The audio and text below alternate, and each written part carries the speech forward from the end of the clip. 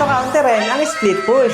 Ang ibang term ay segue o pugak. Ito yung hero na mahilig pumesto sa opposite side ng map na nagpupush lang ng tower at hindi sumasama sa team fight. Ang pinakamalakas nga na hero na sumegway ay si Silong, si San, lalong-lalo na si Moskov. Kaya naman nangyayari ang segue kasi nagkakaroon ng dalawang pangyayari na magkasabay. For example, my lord, ang isip natin paano kukunin at paano hindi makukuha ng kalaban. Yun yung ginagawang advantage ng mga mahilig mag-split push. Dahil nga yung isip natin ay nasa lord, hindi natin napapansin yung mga nasa gilid ng map nakakapush na pala at bigla na lang natatapos yung game. Apat yung counter na naisip ko para hindi na ulit mangyari sa inyo to. 10 tips number 1, full clear. Ito na ang pinaka-basic. Clear nyo muna yung opposite side ng lord kung saan pwede pumugak ang kalaban. Tapos sabay-sabay kayong babalik sa objective lord para kunin ito. May 30 to 50 seconds kayo na walang pressure dahil walang minion sa gilid. 10 tips number 2, burst lord. Kapag hindi nyo naman to naayos yung wave management, huwag kayong matatakot na i-burst ang lord. Ito kasi yung nangyayari sa iba. Dahil takot makipag-retrihan, ang nangyayari, nakuha na yung lord ng kalaban, tapos nabasagan pa kayo at namigahan. Umay talaga. Kaya dapat, ang shot call nyo dito, kapag may pumupugak na, i-burst na natin yung lord. Kung makuha nyo, swerte. Kung makuha ng kalaban, mag-dep na lang kayo kung nasaan may nag-i-split push. At least, sinubukan nyo. 10 tips number 3, team fight. Dahil predicted na ang galawan ng mga hero na mahilig mag-split push, gagamitin nyo yon na strength. Clashin nyo yung kalaban kasi nga kulang sila. Nasa gilid yung isang hero. Gagawin yung advantage yung lamang kayo sa bilang. Huwag kayo matatakot at mag-aantay na sila ang mag-go. Kayo na ang mag-initiate kapag nakita nyo na yung isang hero ng kalaban ay malayo sa mapa. 10 tips number 4, fake lord or fake off. Pag paulit-ulit ng nag-i-split push yung kalaban nyo, pag-iiwan kayo ng 2 hanggang 3 hero sa possible i-push ng kalaban. Ang magandang pwesto dito sa i-bush ng opposite ng lord. Tapos aantayin nyo lang na lumabas at gagawin nyo na to ng play para ma-pick off. Pero kailangan dito ng comms na wag magpapabawi yung mga kakampi nyo na nasa lord. Either magpapahabol sila o nakatago lang sa bush para hindi sayang yung play. At yun lang, sana di na kayo matalo sa split push. Sana may natutunan kayo. Sana makatulong!